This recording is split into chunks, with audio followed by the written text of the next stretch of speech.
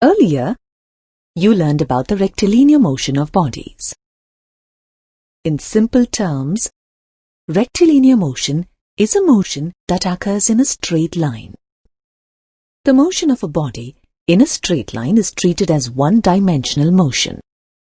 The description of motion of a body involves its position, displacement, velocity, acceleration, and time.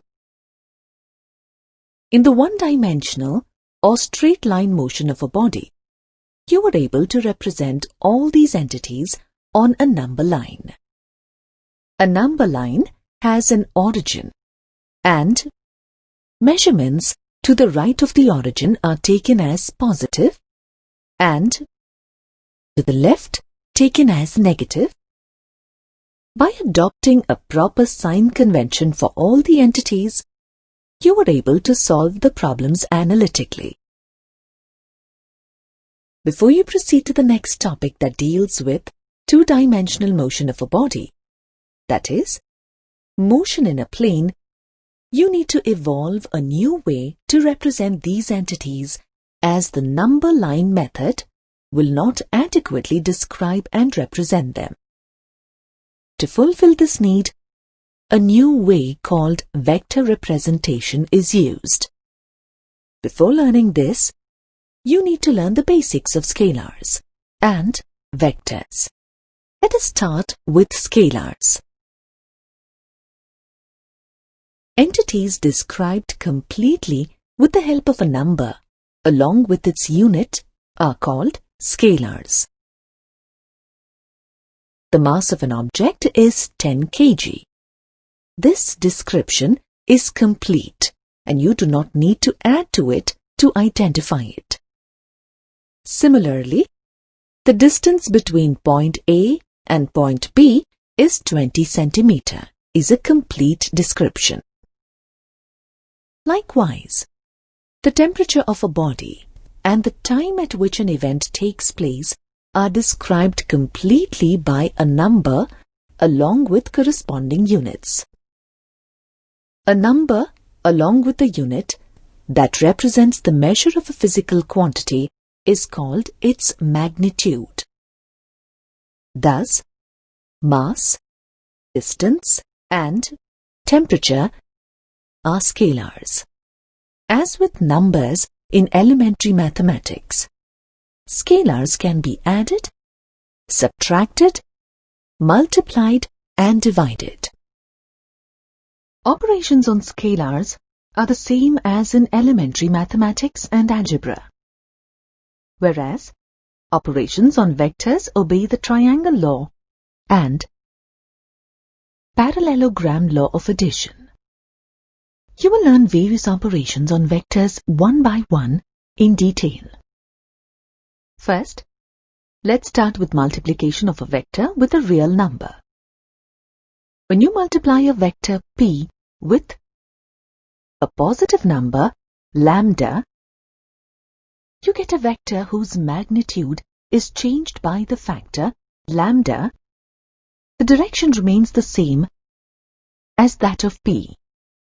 Mathematically, it is expressed as mod of lambda p is equal to lambda into mod p. For example, when p is multiplied by 4, the resultant vector is 4p, whose magnitude is 4 times that of mod p.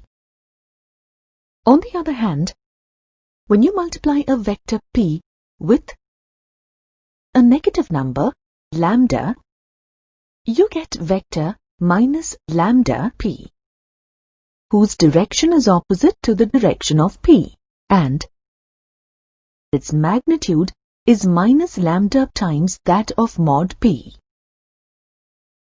For example, when you multiply p with minus 3, you will get vector minus 3p, whose magnitude is 3 times mod p and direction opposite to the direction of p.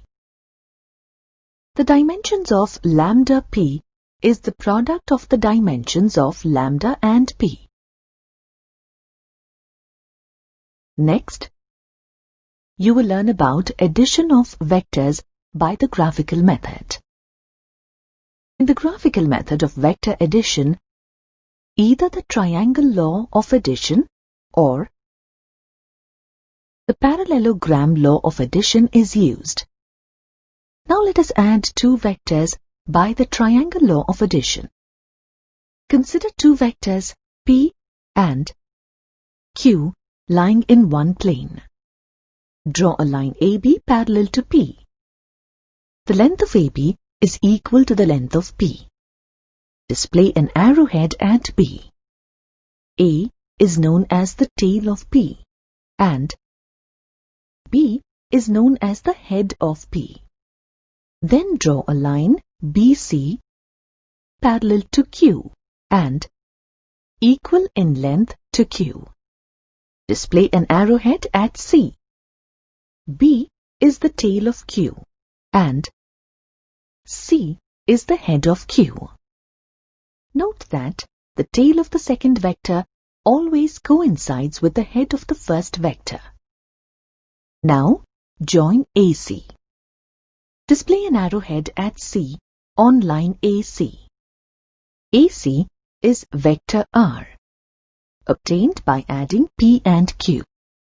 Similarly, draw a line DE parallel to Q. The length of the line DE is equal to the length of Q. Display an arrowhead at E. Then draw line EF parallel to P and equal to the length of P. Put an arrowhead at F.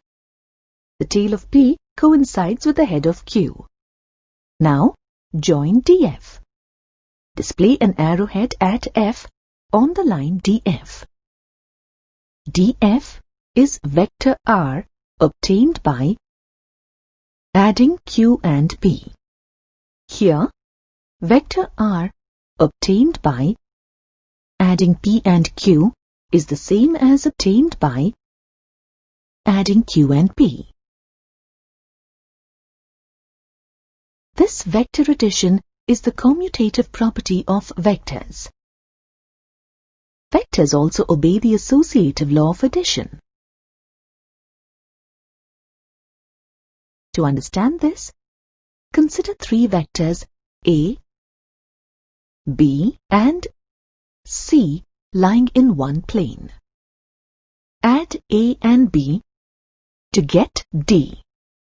Then add D and C to get R, which is the final result.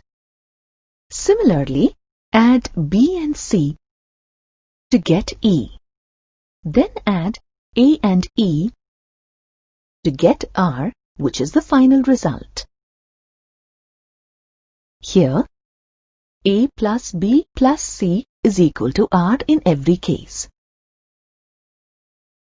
This proves that vectors obey the associative law of addition.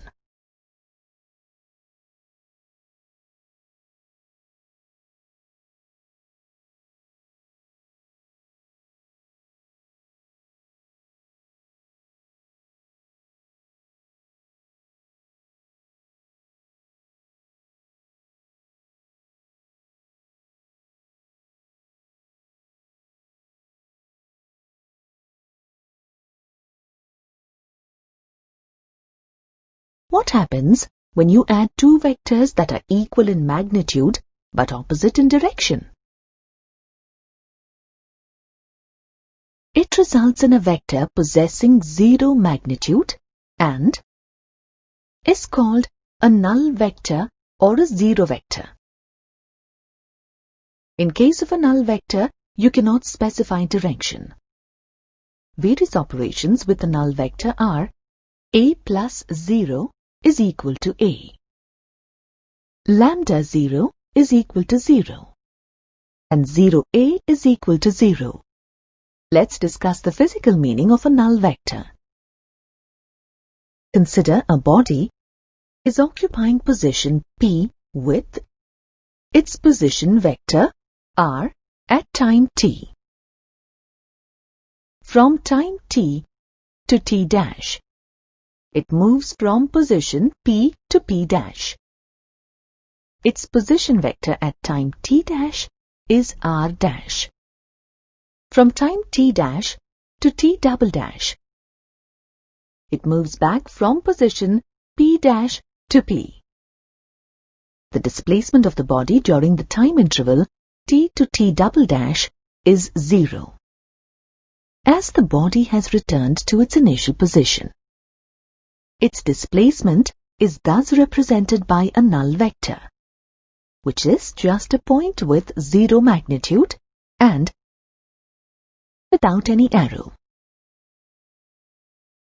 Now let us discuss the parallelogram method for the addition of vectors. Consider vectors A and B, which are to be added. Redraw the two vectors with their tails coinciding at a common origin O. Complete the parallelogram by drawing parallel lines. Then, draw a diagonal passing through O. At the end of this diagonal, display an arrowhead. The diagonal represents the resultant vector R. After addition, you will now learn about the subtraction of vectors. Direct subtraction of vectors is a little confusing. To avoid this confusion, you must use the concept of addition of vectors after reversing the direction of the second vector. Vector minus B is added to vector A to get R. This method makes the subtraction of vectors easy. Earlier, you learnt about the addition of vectors by the graphical method. The accuracy of the results obtained using the graphical method depends on the scale you chose and your ability to draw exact parallel lines. You can get accurate results using the analytical method of vector algebra. Before learning the analytical method of vector algebra, you should understand the concept of resolution of a given vector in any two required directions. To understand the resolution of vectors, consider three vectors A, B, and C lying in one plane. In this case, you need to resolve vector A along the directions of B and C. O and P are the tail and head of A respectively.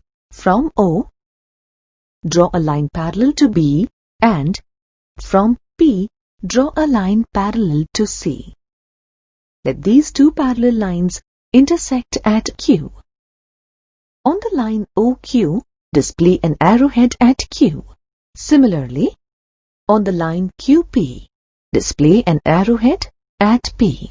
In this case, the length of the line OQ is 2.5 times the length of B, and the length of the line QP is 3.2 times C. Hence, from the triangle OPQ, you can write A is equal to 2.5 times B plus 3.2 times C. 2.5B and 3.2C are known as the components or resolved parts of A along the directions of B and C. In this expression, B and C are the unit vectors, and 2.5 and 3.2 are real numbers. Usually, vectors are resolved along the axis of a rectangular coordinate system using unit vectors for convenience. Unit vectors have a magnitude equal to unity, and they indicate a particular direction. You do not specify any dimension or unit for these vectors. They only indicate direction. Unit vectors along the direction of the x, y, and z-axis of the rectangular coordinate system are denoted by I cap, j cap, and k cap respectively. These three unit vectors are perpendicular to each other, as the three rectangular coordinate axes are perpendicular to each other.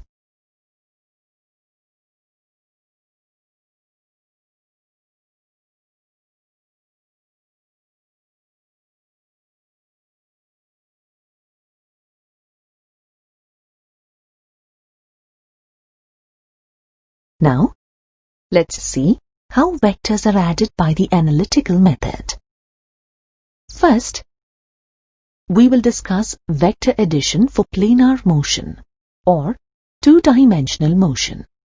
When dealing with planar motion or two-dimensional motion, you need to resolve the given vector along I and j only. Now, consider a vector A on the xy plane. From the head of the vector, draw perpendicular lines to the coordinate axis to obtain vectors A1 and A2. Hence, we can write A is equal to A1 plus A2. Let this be equation 1. As A1 is parallel to I, you can write A1 is equal to AXI. Let this be equation 2.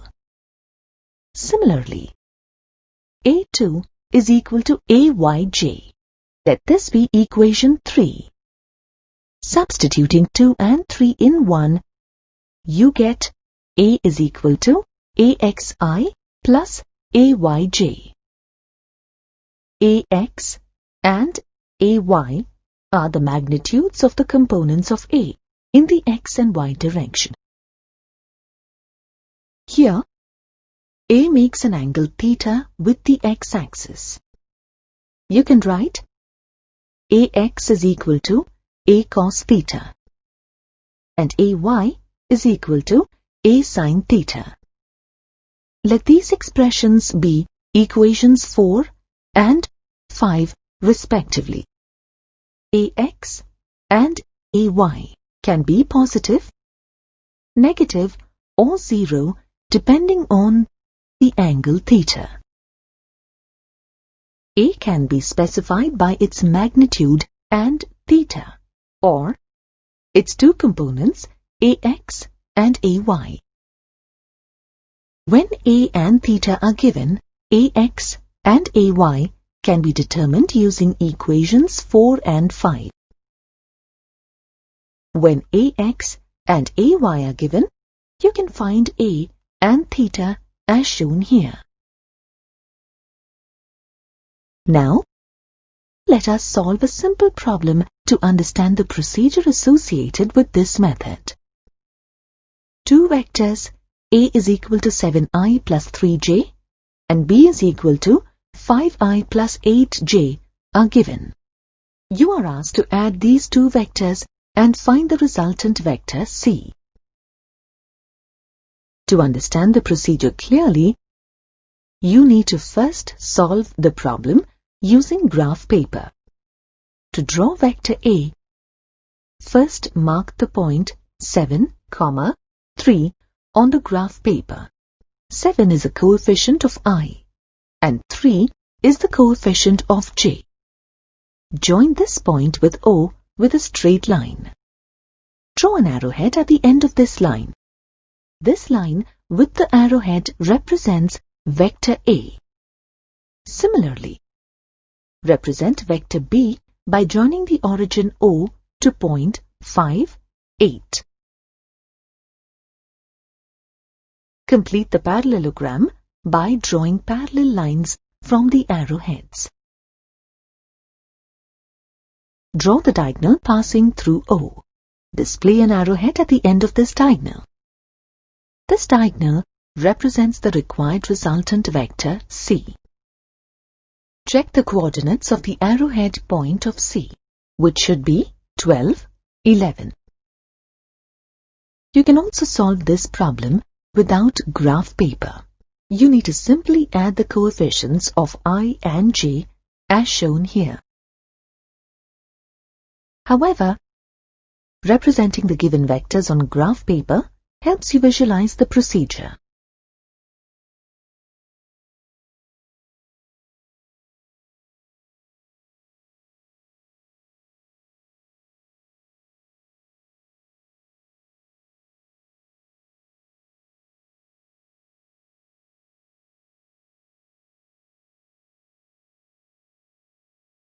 Now, let's discuss vectors in three-dimensional space. Create x, y, and z coordinate axis passing through point O. Then represent a vector A passing through O. Here, alpha is the angle between vector A and the x-axis. Beta is the angle between vector A and the y-axis. And gamma is the angle between vector A and the z-axis. In this case, its three components along x, y, and z direction can be written as ax is equal to a cos alpha, ay is equal to a cos beta, and az is equal to a cos gamma. Here, a is equal to ax plus ay plus az, which can be written as axi plus ayj plus azk. Here, ax, ay, and az are scalars, and I, j, and k are unit vectors. The magnitude of A can be written as the square root of ax square plus ay square plus az square. Let us solve a simple problem using isometric graph paper. Two vectors, A is equal to 6i plus 4j plus 9k, and B is equal to 4i plus 3j plus 2k, are to be added to find vector R. To visualize the process, you can represent A on the graph paper by joining the point 6, 4, 9 to the origin O. Similarly, join 4, 3, 2 to the origin O to obtain B. You can draw the resultant vector R after determining the coefficients of I, j, and k by simply adding the corresponding coefficients of A and B. Thus, you have learned the analytical method of vector addition for two-dimensional motion and in three-dimensional space.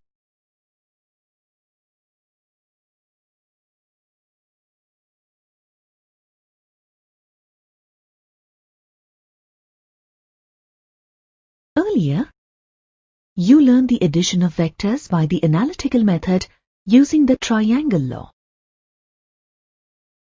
Now, you will learn the addition of vectors using the parallelogram law. Consider two vectors, A and B, passing through a point O. The angle between them is theta. To find the resultant C of these two vectors, complete the parallelogram with A and B as adjacent sides. The diagonal drawn from O of the parallelogram represents the resultant C of the two given vectors, A and B. The resultant vector C makes an angle alpha with vector A. In this figure, OP represents vector B. OR represents vector A. and OQ represents the resultant vector C. Extend line OR. From Q, draw a perpendicular to the extended line OR to meet at S. From R, draw a perpendicular to OQ to meet at T. The resultant vector C makes an angle beta with vector B. Consider the triangle OSQ. From the triangle OSQ, we can write OQ square is equal to OS square plus SQ square. Let this be equation 1. As point R lies on the straight line OS, we can write OS is equal to OR plus RS and OS is equal to A plus RS. Let this be equation 2. Consider the next triangle QRS. From triangle QRS, we can write cos theta is equal to RS by RQ, which is equal to RS by B. By cross multiplying, we can write RS is equal to B cos theta. Let this be equation 3. From the same triangle QRS, we can write sin theta is equal to QS by RQ, which is equal to QS by B. By cross multiplying, we get QS is equal to B sin theta. Let this be equation 4. Substitute equation 3 into. We get OS is equal to A plus B cos theta. Let this be equation 5. Substitute equations 4 and 5 in 1. We get OQ square is equal to A plus B cos theta the whole square plus B sin theta the whole square is equal to A square plus B cos theta the whole square plus 2AB cos theta plus B sin theta the whole square is equal to A square plus B square sin square theta plus cos square theta plus 2AB cos theta. C square is equal to A square plus B square plus 2AB cos theta. C is equal to square root of A square plus B square plus 2AB cos theta. Let this be equation 6. This equation is known as the law of cosines. Using this, we can find the magnitude of the resultant vector.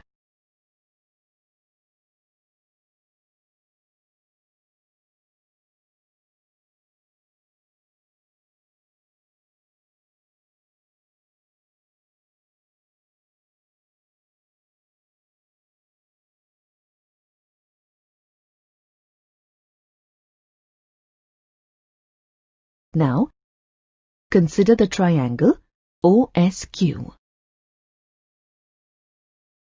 From triangle OSQ, we can write sin alpha is equal to QS by OQ. QS is equal to OQ sin alpha. QS is equal to C sin alpha. Let this be equation 7. Consider the next triangle RSQ.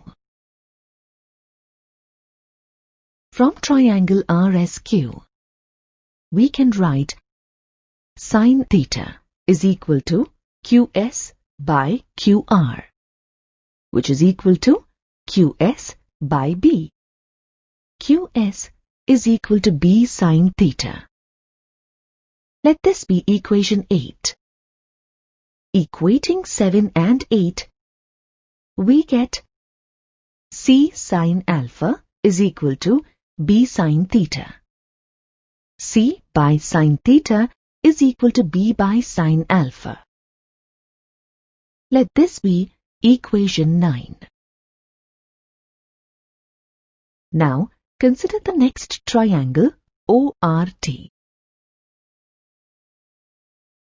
From triangle ORT, we can write sin alpha is equal to TR by OR is equal to TR by A. TR is equal to A sin alpha. Let this be equation 10. Consider the next triangle QRT. From triangle QRT, we can write sin beta is equal to TR by QR, which is equal to TR by B. TR is equal to B sin beta. Let this be equation 11. Equating 10 and 11, A sin alpha is equal to B sin beta. A by sin beta is equal to B by sin alpha. Let this be equation 12.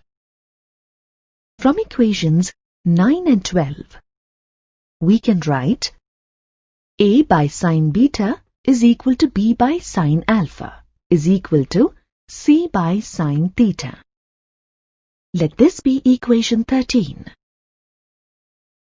Now consider triangle OQR.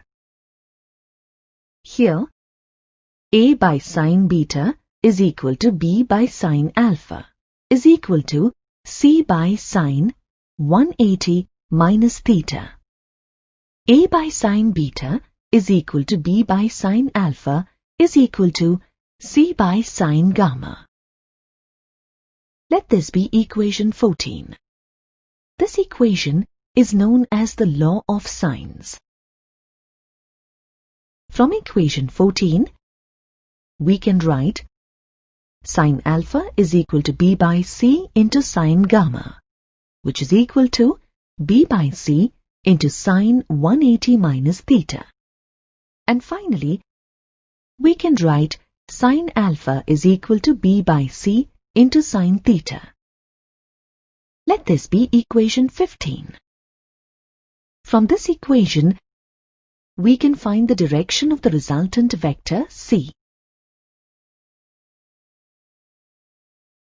Consider the triangle OQS. From triangle OQS, we can write tan alpha is equal to QS by OS is equal to QS by OR plus RS. Tan alpha is equal to B sin theta by A plus B cos theta. Let this be equation 16. From this equation 2, we can find the direction of the resultant vector C. Thus, the parallelogram law helps you find the magnitude and direction of the resultant vector C. C is equal to square root of A square plus B square plus 2AB cos theta. This equation is known as the law of cosines. Using this, we can find the magnitude of the resultant vector. A by sin beta is equal to B by sin alpha is equal to C by sin gamma. This equation is known as the law of sines. Sin alpha is equal to B by C into sin theta. From this equation, we can find the direction of the resultant vector C. Tan alpha is equal to B sin theta by A plus B cos theta. From this equation 2, we can find the direction of the resultant vector C.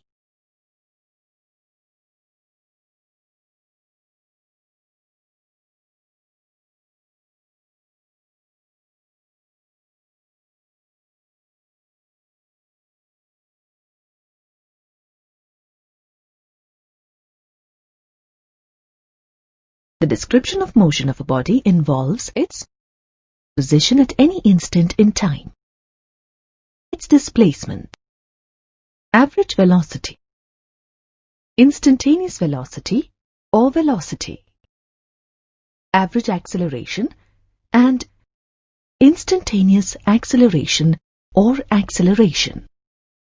Let us learn how to represent these using vectors. First, let's start with the representation of the position of a body using vectors. Consider a body to be moving in the xy plane, represented by the rectangular coordinate system. At an instant in time t, it is at point P, which has xy as its coordinates. Join the origin O to point P with a straight line and draw an arrowhead at P. This line OP with its arrowhead represents the position vector r of the body at that instant in time t. From P, draw perpendicular lines to the x and y axis to indicate the x and y coordinates of point P. xi represents the horizontal component of the vector r, and yj represents the vertical component of the vector r. This position vector r is written as r is equal to xi plus yj. Next, let's discuss how to represent displacement of a body using vectors. Consider the same body to move along a curve in the xy plane. The body is at point P at time t and at point Q at time t dash. R and R dash are the position vectors at points P and Q respectively. Join P and Q with a straight line. Display an arrowhead at Q. This line PQ with its arrowhead represents the displacement vector delta r. From the vector triangle OPQ, we can write r plus delta r is equal to r dash. On rearranging, we get delta r is equal to r dash minus r. Let this be equation 1. This displacement vector delta r is directed from P to Q, which is represented by the arrowhead. We can write equation 1 in a component form as delta r is equal to x dash I plus y dash j minus xi plus yj, which is equal to x dash minus x the whole I plus y dash minus y the whole j.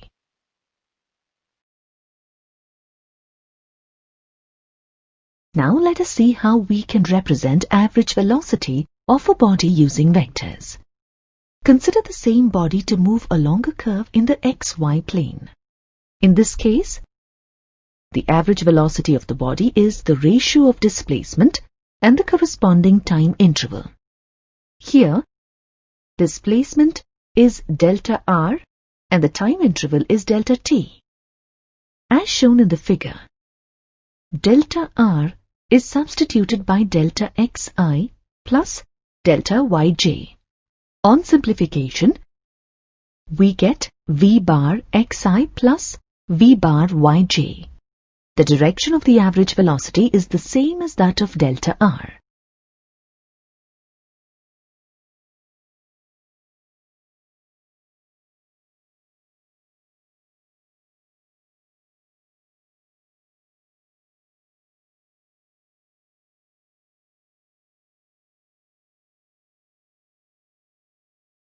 Next, let's discuss the representation of instantaneous velocity or velocity of a body using vectors. Consider the same body moving along a curve in the xy plane.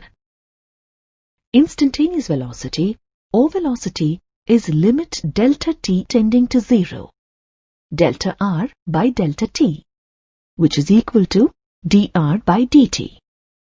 Let us conceptualize this limiting process. When the body is moving along the curved path in the xy plane,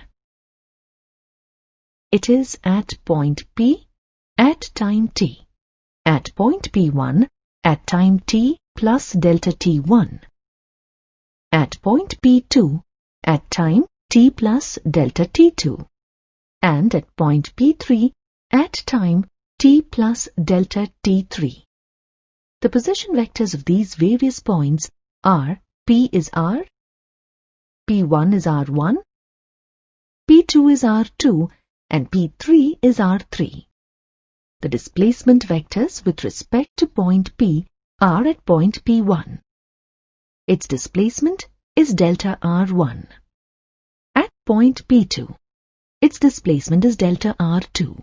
And at point P3, its displacement is delta r3.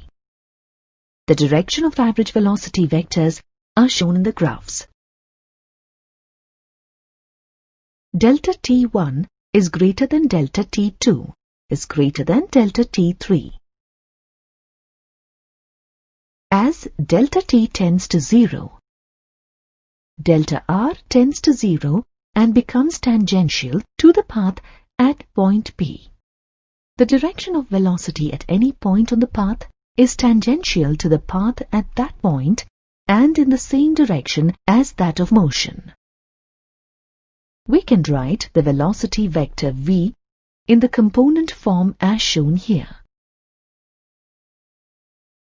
Using the resolved parts of magnitudes of v in the x and y direction, that is, vx and vy, we can write v is equal to the square root of vx square plus vy square, and tan theta is equal to vy by vx, and theta is equal to tan inverse vy by vx. Next, let's discuss the representation of average acceleration of a body using vectors. Consider a body is moving in the xy plane. During the time interval delta t, its velocity has changed by delta v. Its average acceleration a bar is equal to delta v by delta t. On substitution and simplification, we get a bar is equal to axi plus ayj. Finally, let's discuss the representation of instantaneous acceleration of a body using vectors. Consider the body moving in the xy plane. The instantaneous acceleration or acceleration is limiting values of the average acceleration as delta t approaches 0. On simplification and substitution, we get a is equal to axi plus ayj. We can understand this limiting process by using graphs showing the motion of the body. Consider the body moving is located at point P at time t. P1, P2 and P3 are its positions after time. Delta t1, delta t2 and delta t3 respectively. The velocity vectors at points P, P1, P2 and P3 are drawn. For clarity, we have drawn 4 separate graphs. The direction of average acceleration, a bar, is same as that of delta v for all the positions of the point P. In all the graphs, we have used the triangle law of vector addition. As delta t decreases, the direction of delta v and a bar changes. As you learned earlier, average acceleration, a bar is equal to delta v by delta t. In the limiting condition, as delta t approaches 0, a bar becomes a, which is equal to dv by dt.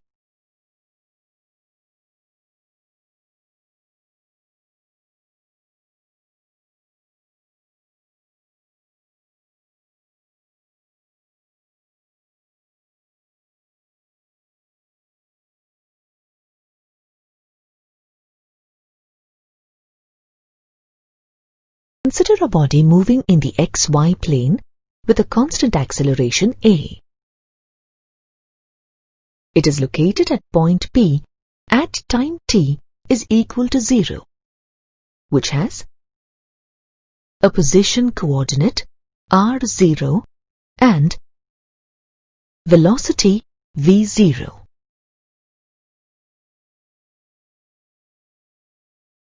It reaches point P' at time t is equal to t seconds, has a position coordinate r and velocity v.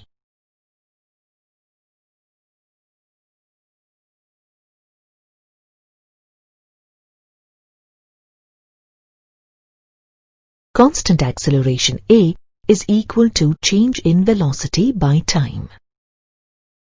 Thus, a can be written as v minus v0 divided by t minus 0, which is equal to v minus v0 divided by t. Cross-multiplying and rearranging, we get v is equal to v0 plus a into t. Let this be equation 1.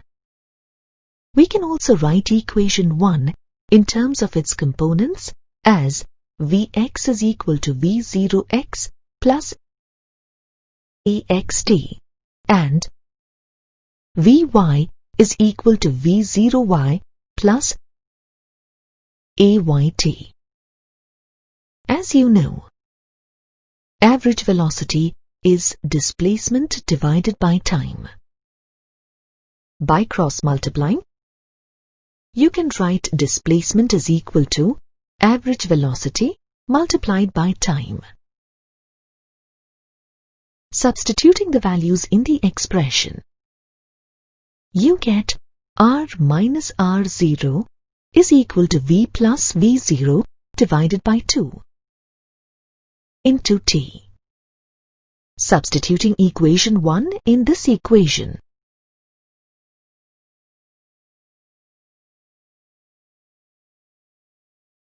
you get r is equal to r0 plus v0t plus half at square, as shown here. Let this be equation 2. Equation 2 can be written using its components as x is equal to x0 plus v0x into t plus half axt square and y is equal to y0 plus v0y into t plus half ayt square. Let this be equation 3 and 4.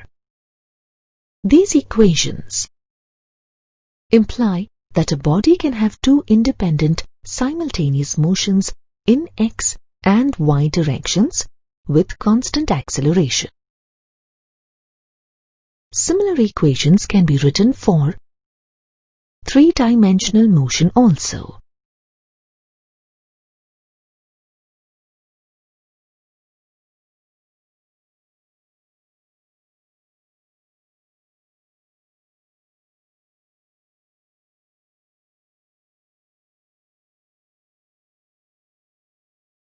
Now, let's discuss relative velocity in 2 dimensions. Consider two bodies, A and B, moving in the xy plane with velocities VA and VB respectively, with respect to the coordinate system. the velocity of A with respect to B is written as VAB is equal to VA minus VB. Since subtraction of vectors is slightly confusing, we can write this equation as VAB is equal to VA plus minus of VB.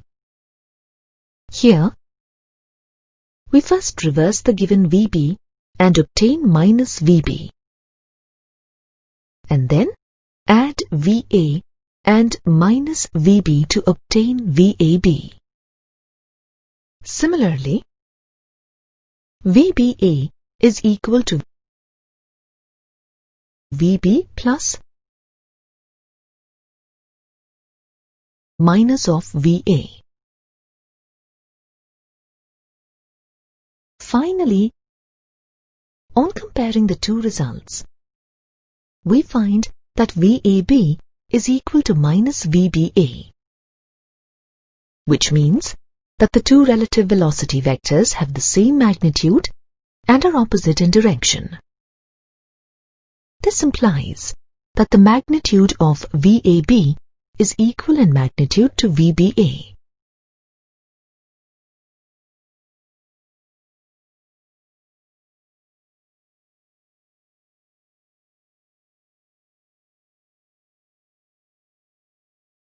A body that is in flight after it is thrown or projected is called a projectile.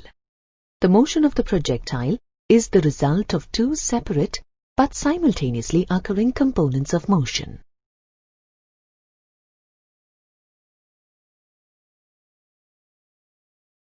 One is the horizontal component without any acceleration, and the other is the vertical component with constant acceleration due to gravity. We neglect the effect of air resistance on the motion of the projectile. The initial velocity of the projectile is v0. Initial angle of projection with the x-axis is θ0. The horizontal component of the initial velocity v0 x is v0 cos θ0. This horizontal component remains constant throughout the flight, as the acceleration in the x direction is 0 and air resistance is negligible. The vertical component of the initial velocity v0y is equal to v0 sin θ0. This vertical component keeps on changing with its position and lapsed time of the projectile, as the vertical component of the projectile motion has an acceleration equal to the acceleration due to gravity. Here, A is equal to minus gj, Ax is equal to 0, and Ay is equal to minus g. Consider the origin is at the initial position of the projectile. Therefore, x0 and y0 is equal to 0. Now, let's find the position coordinates of the projectile at any time t. Consider the horizontal motion x is equal to v0x into t. On substitution, we get x is equal to v0 cos theta 0 into t. Let this be equation 1. Similarly, vertical motion can be written as y is equal to v0y into t plus half at square. On substitution, we get y is equal to v0 sin theta 0 into t minus half gt square. Let this be equation 2. Now, we can write the components of the velocity of the projectile at any time t. Vx is equal to v0x, which is equal to v0 cos theta 0, as the horizontal component Vx always remains constant. As the vertical component of the projectile has acceleration equal to minus g, it keeps on changing with time. Hence, Vy is equal to V0 sine theta 0 minus gt. Now, let's write the equation of the path for the projectile.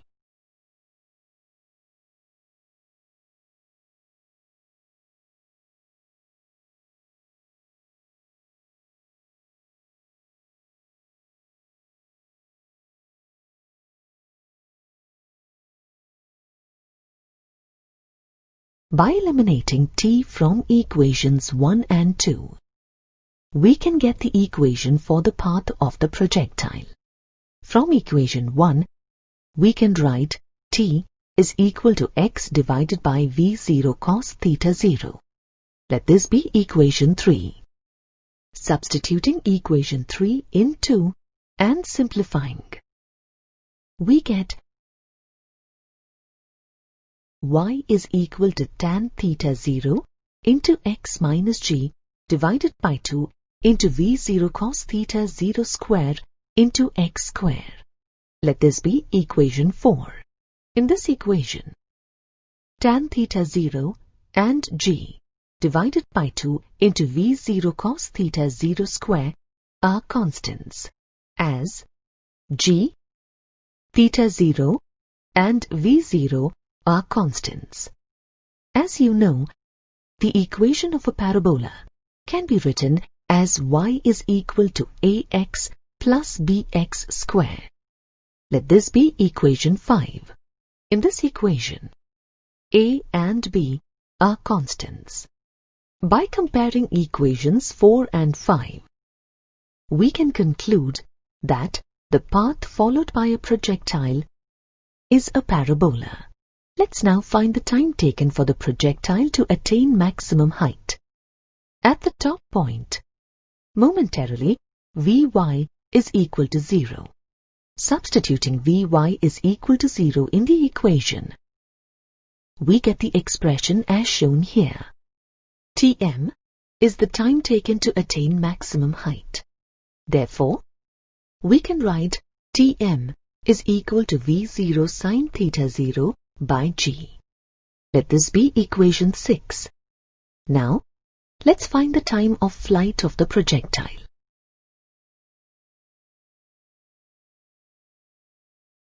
Time of flight is the total time during which the projectile is in motion. When the flight ends, y is equal to 0. If Tf represents the time of flight, then Tf is equal to time of maximum height plus time of descent. By the symmetry of the path of the projectile, which is parabolic, and time of maximum height is equal to time of descent. Therefore, Tf is equal to 2Tm. On substitution, we get Tf is equal to 2V0 sine theta 0 by g. Let this be equation 7.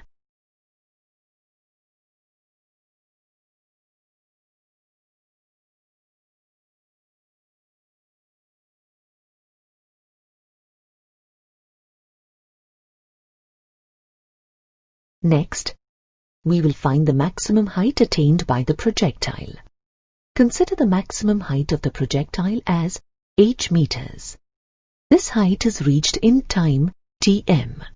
Substituting in equation 2 and simplifying, we get h is equal to V0 sine theta 0 square divided by 2g. Let this be equation 8. What is the horizontal range of the projectile? Here, the initial position of the projectile is 0, 0. The final position of the projectile is x, 0. X is known as the horizontal range r of the projectile. This is the horizontal distance travelled by the projectile during its time of flight, Tf. On substitution and simplification, we get r is equal to V0 square into sine 2 theta divided by g. Let this be equation 9. What is the angle of projection for the maximum range of the projectile? R will be maximum when the sine 2 theta value is maximum. That is, 2 theta is equal to 90 degrees. Therefore, theta is 45 degrees for R to be maximum. Let this be equation 10. Substituting theta equal to 45 degrees in equation 9, we get R max is equal to V0 square by G. The equation of the path for the projectile. Y is equal to tan theta 0 into x minus g divided by 2 into V0 cos theta 0 square into x square. Time taken for the projectile to attain maximum height. Tm is equal to V0 sin theta 0 by g. The time of flight of the projectile. Tf is equal to 2 V0 sin theta 0 by g. The maximum height attained by the projectile. H is equal to V0 sin theta 0 square divided by 2g. The horizontal range of the projectile. R is equal to V0 square into sin 2 theta divided by g. The maximum range of the projectile. R max is equal to V0 square by g. When a body moves in a circular path at a constant speed, it is said to be in uniform circular motion. As the body is continuously changing its direction of motion, its velocity changes continuously. Since the velocity of the body is changing, it has acceleration, which is known as centripetal acceleration. Let us find the magnitude and direction of the centripetal acceleration. Here, r and r' are the position vectors, and v and v' are the velocities of the body at points P and P'. As the body is moving in the circular path, the velocity vectors will be tangential to the circle at the points P and P'. The change in velocity, delta V, is obtained by using the triangle law of vector addition. V and R, as well as V' and R' are perpendicular to each other, as V and V' are tangential to the circle, and R and R' are the radii of the circle. Therefore, delta V is perpendicular to delta R. If we place delta V along the line which bisects the angle between R and R', the arrow of delta V points towards the center of the circle O. The average acceleration acts along delta V. Therefore, average acceleration E bar is directed towards the center of the circle. We can verify all these by changing the position of the point P'. As delta t tends to 0, the angle delta theta also tends to 0, and hence the average acceleration becomes instant acceleration. Therefore, we can conclude that the acceleration of a body in uniform circular motion is always directed towards the center of the circle. Now let us find the magnitude of the acceleration. As you know, the angle between R and R' is delta theta. As V and V' are perpendicular to R and R', the angle between V and V' is also delta theta. Therefore, triangle OPP' formed by the position vectors and triangle ABC formed by the velocity vectors are similar.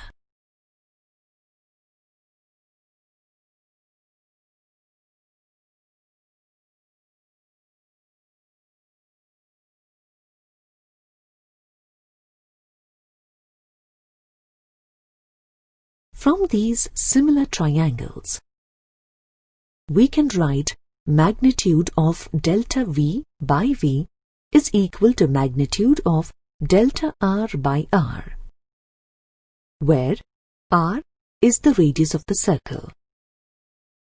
This can be written as magnitude of delta V is equal to V into magnitude of delta R by R.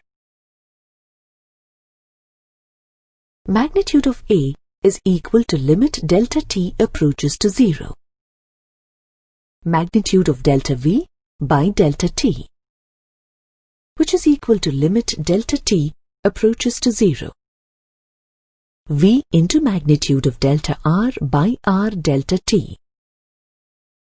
This expression can be written as magnitude of A is equal to V by R into limit delta t approaches to 0 magnitude of delta R by delta t.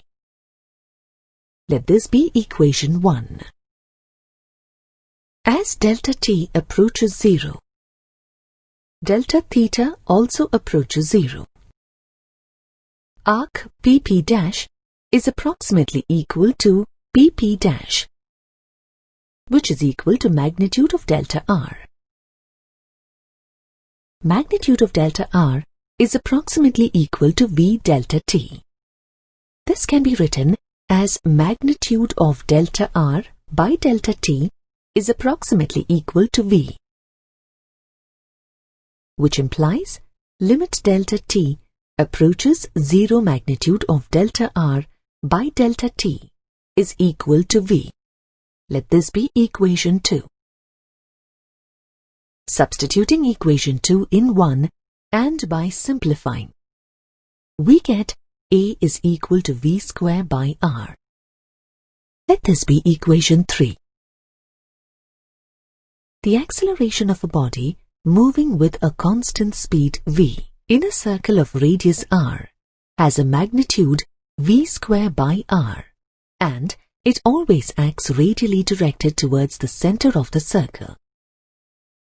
This acceleration is called centripetal acceleration. The word centripetal refers to center seeking. Now, let us find the centripetal acceleration in terms of angular velocity, omega. As the body moves from P to P dash in time delta t, the line OP turns through an angle delta theta. As you know, omega is equal to delta theta by delta t. Let this be equation 4. V is equal to arc length PP dash by delta t, which is equal to delta S by delta t. Let this be equation 5. Delta S is the arc length, which is r delta theta. Let this be equation 6. Substituting 6 in 5, we get V is equal to r delta theta by delta t. Let this be equation 7.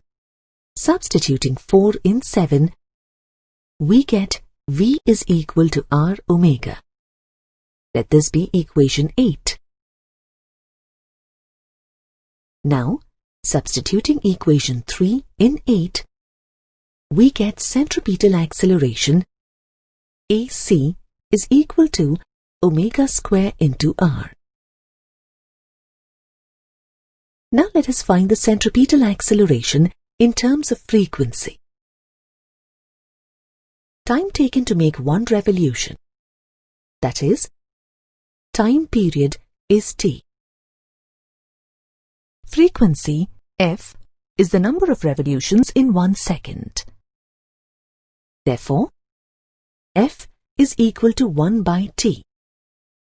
distance moved by the body in one revolution is equal to 2 pi r. V is equal to 2 pi r by t.